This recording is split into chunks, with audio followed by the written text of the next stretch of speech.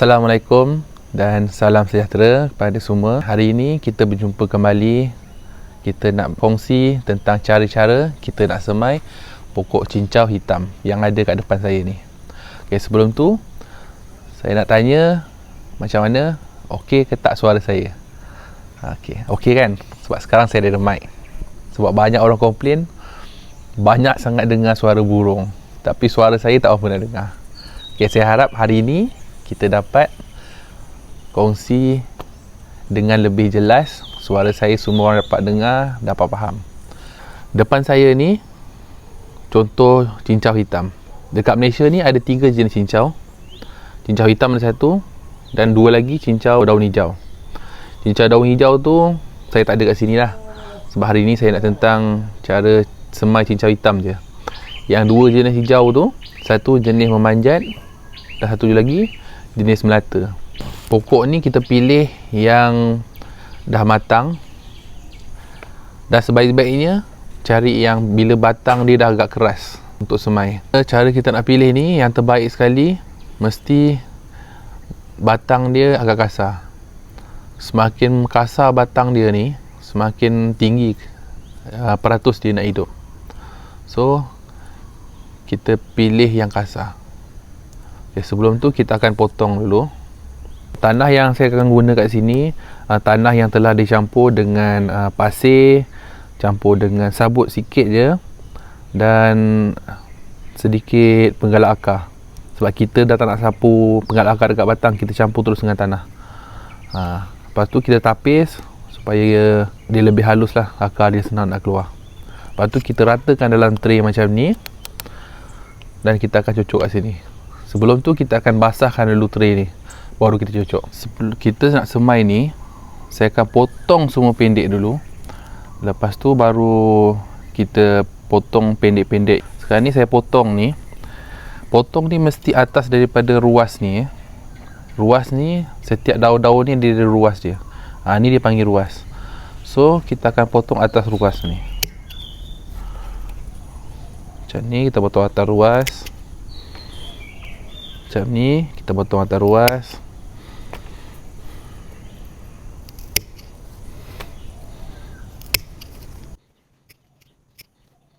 Jangan risau pokok tak mati Kita ni bila kita potong kerat macam ni, dia akan lagi galakkan cabang-cabang baru.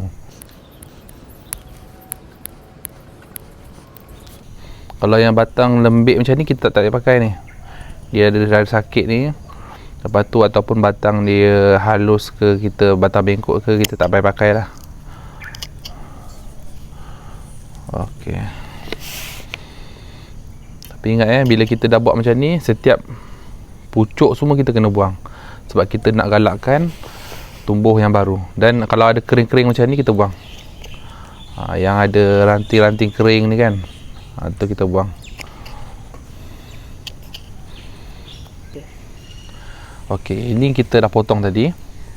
Okey, sekarang ni saya nak simpan 3 ruas. 1, 2, 3. 3 ruas ni kita akan pakai. So kita akan potong ke ruas yang keempat. Kita potong dulu. Okey. Yang ni kita daun kita kena buang dulu. Mula-mula kita buang daun. Tinggalkan 2 daun dan bawah dan 2 daun atas. Yang daun bawah ni kita akan buang separuh. Okey, daun kecil ni pun boleh buang. Okey. Ada 3 ruas tadi. Ruas yang ketiga ni akan masuk dalam tanah. So, bawah ni saya akan buang lagi pendek. So, dia akan jadi macam ni. Okey, daun dah potong separuh. Tujuan utama kita buang daun separuh ni supaya kita nak kurangkan kadar penjejatan air daripada daun. Sebab akar kita tak ada. Bila tak ada akar, kita tak ada daun kita besar ataupun daun kita banyak, dia akan meningkatkan kadar penjejatan air daripada batang yang ada ni, air dalam batang ni. Daun yang separuh ni masih boleh menjalankan proses fotosintesis untuk buat makanan. So macam ni kita dah boleh semai dah. Ni kalau ada bengkok macam ni, kita potong yang takat bengkok ni. Okey, ini kita semai macam tadi. Kita buang daun semua.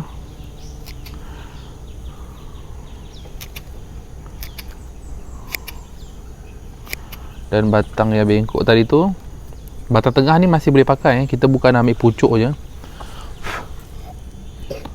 Ini masih boleh pakai.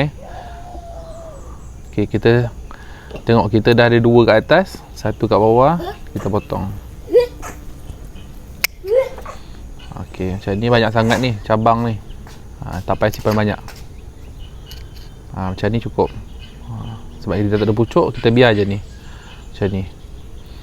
Okey, kalau macam ni pula, contoh macam ni, batang tengah kita buang atas, dia lain kita buang. Simpan macam ni pun boleh. Cuma daun kita kurangkan lagi lah.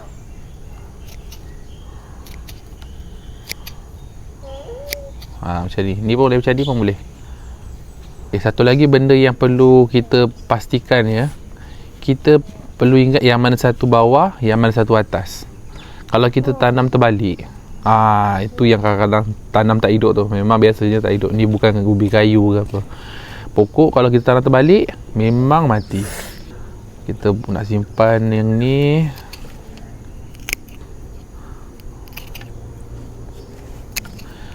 Dah tu kita susun macam ni. Susun macam ni supaya kita tahu yang mana satu bawah, yang mana satu atas. Kita tak ada terbalik-terbalik. Kita kumpul susun macam ni, baru kita boleh tentukan yang mana atas, yang mana bawah masa kita nak cucuk nanti. Ini kita dah siap ya. Ini yang kita nak cucuk nanti. Dan ini sisa-sisa daun ni. Daun ni kita boleh cuci sebersih-bersihnya, kita rendam semua. Dan lepas tu kita keringkan. Lepas tu baru kita simpan untuk buat cincau nanti. Ni kita semua cuci bersih-bersih sebab sini ada tanah semua ni. Ini tanah yang kita dah basahkan ya. Kita dah basahkan. Okay, sebelum kita cucuk tu, kita buat lubang dulu. Lubang ni kita buat dulu supaya dia tak ada rosakkan batang yang kita nak cucuk tu nanti. Ni saya letak satu lubang ni, saya cucuk, saya buat 4 lubang. Satu petak ni.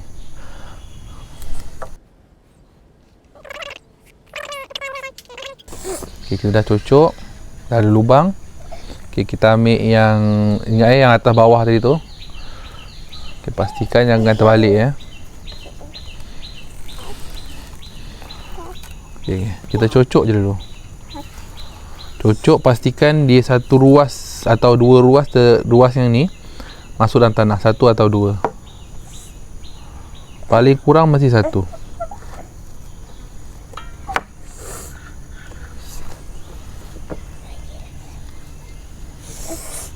Kita cucuk je dulu ya.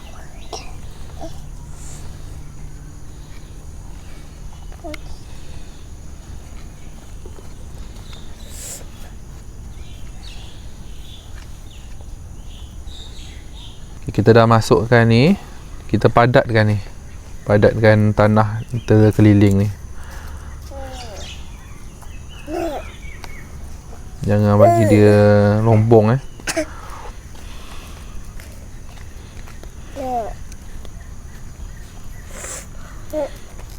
padatkan macam tu. Padatkan, lepas tu tegakkan, jangan lupa tegakkan.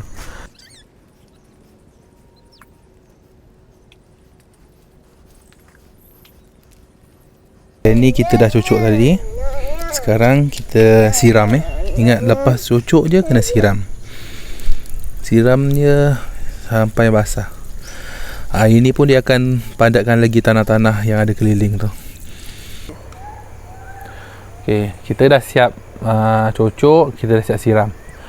Okey, pastikan kita jangan letak tempat yang terus direct matahari ataupun tempat yang terkena hujan. Kalau tempias tak apa, jangan tempat yang kena direct hujan sebab kita tak nak air banyak sangat.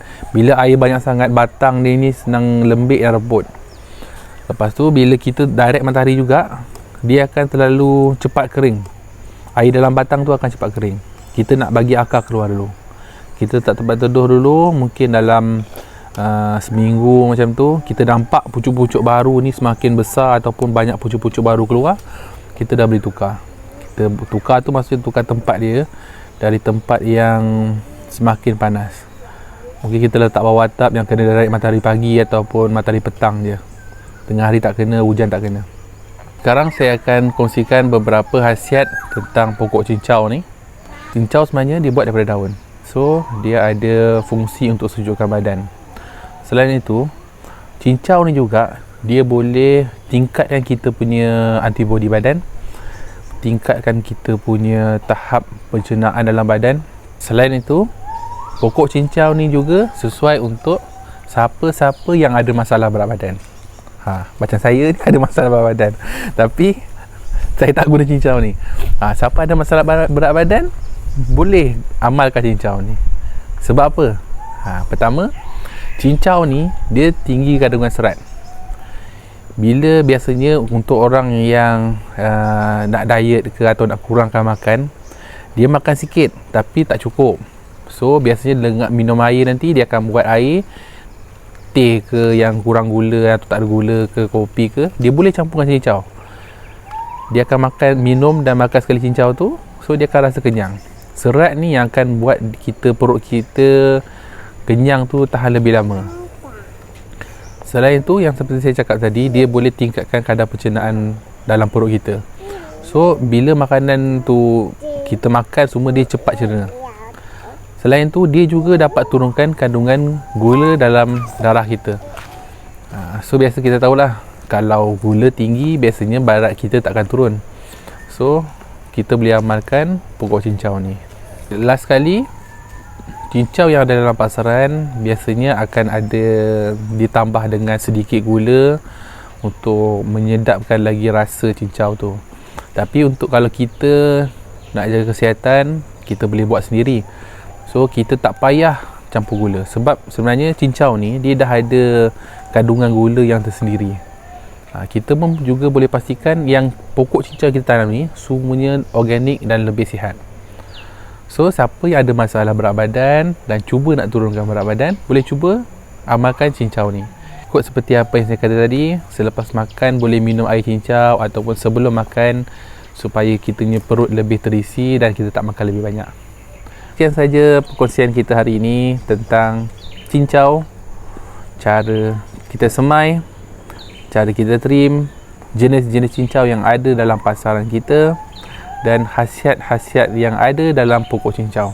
Jika anda rasa video kali ini sesuai dan bermanfaat dan anda rasa boleh dikongsikan dengan semua orang, boleh tekan button share, like dan juga subscribe, supaya kita semua dapat kebaikan daripada tumbuhan yang ada di sekeliling kita. Okey, terima kasih semua dan jangan lupa subscribe, sebab subscribe tu kan percuma. Okey, Assalamualaikum.